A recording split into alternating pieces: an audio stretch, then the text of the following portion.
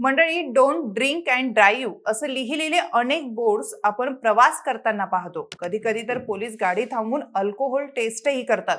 पण हे सगळं झालं रस्त्यावरील वाहनांसाठी. आता विचार करा, शेकडो प्रवासी घेऊन आकाशात विमान उडणाऱ्या पायलटनं एखादा नशा करून विमान उडवलं तर काय होईल? काहीतरी अघटित घटना घडू शकते. अशीच घटना आता गेल्या आठवड्यात आपल्याकडे घडली आहे. 4 ऑगस्ट रोजी थायलंडवरून दिल्लीला येत असताना एक विमान टर्ब्युलन्स आल्याने हवेत असतानाच एकाएकी तब्बल 300 फूट खाली आलं होतं. यात 20 प्रवासी आणि विमानाच्या स्टाफ मधले 4 जण गंभीर जखमी झाले होते. ही बातमी आपण बघितली असेल, पण या विषयात आता एक नवीन ट्विस्ट आलाय.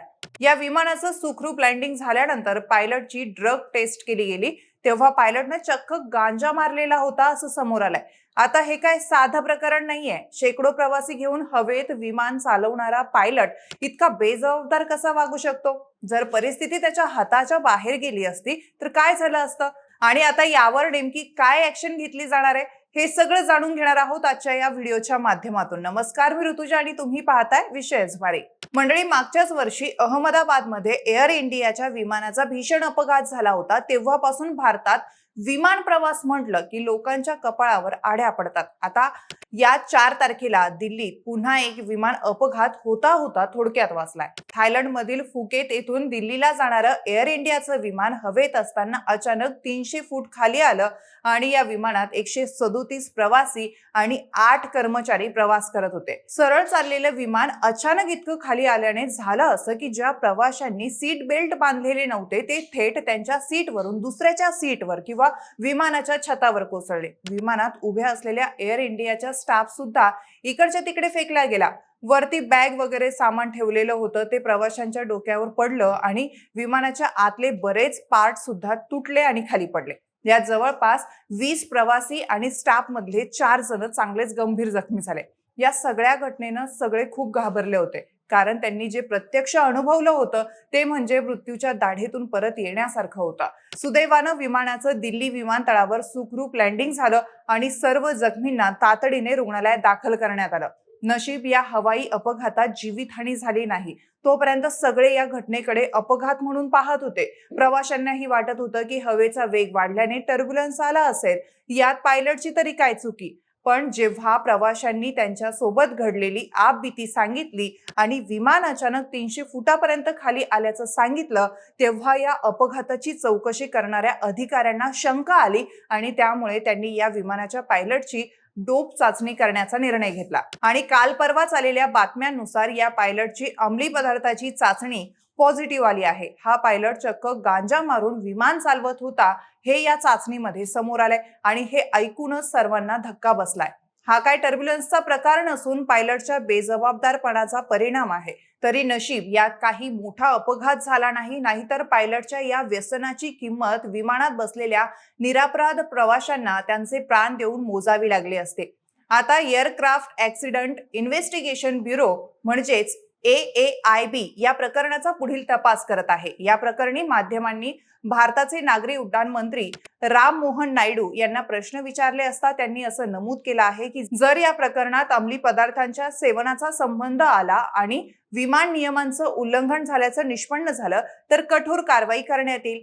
AAIB या घटनेशी संबंधित तांत्रिक, वैद्यकीय आणि मानवी घटकांशी निगडीत सर्व संबंधित पुराव्यांची तपासणी करताय. दरम्यान मंगळवारी भारताच्या नागरी उड्डाण मंत्रालयानं फुकेत दिल्ली विमान सेवेशी संबंधित घटनेबाबत एअर इंडियाचे मावळते CEO कॅम्प्रेबल विल्सन यांना बोलवलं होतं. अशा गंभीर घटनांच्या चौकशी दरम्यान सायक्रो ऍक्टिव्ह सबस्टन्स म्हणजेच मज्जासंस्थेवर परिणाम करणाऱ्या पदार्थांच्या सेवनाबाबत चाचणी करणं ही एक अनिवार्य प्रक्रिया आहे. सुरुवातीच्या चाचणीचा निकाल नॉन नेगेटिव्ह आल्यास खात्री करण्यासाठी दुसरी चाचणी केली जाते. सूत्रांच्या हवाल्याने अमेरिकन प्रसार माध्यम असलेल्या ब्लूमबर्गनं असं वृत्त दिलं आहे की दुसऱ्या चाचणीत संबंधित वैमानिकाचा अहवाल पॉझिटिव्ह आला आहे. यामुळे एअर इंडिया पुन्हा एकदा वादात सापडली आहे. आताच 31 मार्च रोजी संपलेल्या आर्थिक वर्षात एअर इंडियाला सुमारे $2.3 अब्ज विक्रमी तोटा झाल्याचंही समोर आलं आहे. एअर इंडियाच्या प्रवक्त्यांनी वैज्ञानिकांना ड्रग टेस्टच्या निष्कर्षावरून भाष्य करण्यात नकार दिला आहे. फ्रान्सची विमान अपघात तपास यंत्रणा आणि फॉरेन्सिक एअरबसचे तांत्रिक तज्ज्ञही या तपासात मदत करत आहे. गेल्या वर्षी अहमदाबादमध्ये एअर इंडियाच्या बोईंग 787 ड्रीम लायर विमानाचा झालेला भीषण अपघात आणि सुरक्षिततेशी संबंधित अनेक घटनांनंतर भारताच्या वेगानं विस्तारणाऱ्या विमान वाहतूक क्षेत्राला सुरक्षिततेबाबत प्रश्नचिन्ह उपस्थित केले जात आहेत. आता या घटनेमुळे टाटा समूहाच्या मालकीचा एअर इंडिया समोर आणखीन एक आव्हान उभं राहिलं आहे. आता या प्रकरणाची देशभर चर्चा होत असून विमान कंपन्या आणि पायलट यांच्या अशा बेजबाबदार वागण्यावर प्रश्न उपस्थित केले जात आहेत.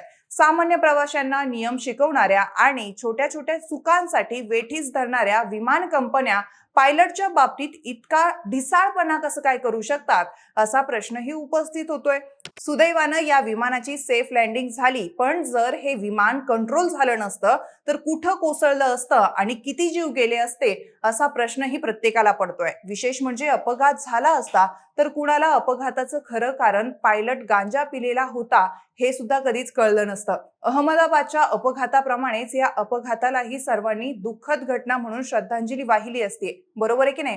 आता या प्रकरणात पुढे काय होतं ते तपास जसजसा पुढे जाईल तसं कळेलच. पण तोपर्यंत तुम्हाला या घटनेविषयी आणि या बेजबाबदार पायलट विषयी काय वाटतं ते आम्हाला कमेंट करून नक्की कळवा आणि विशेष भारीच्या YouTube चॅनलला सबस्क्राईब करायला विसरू नका.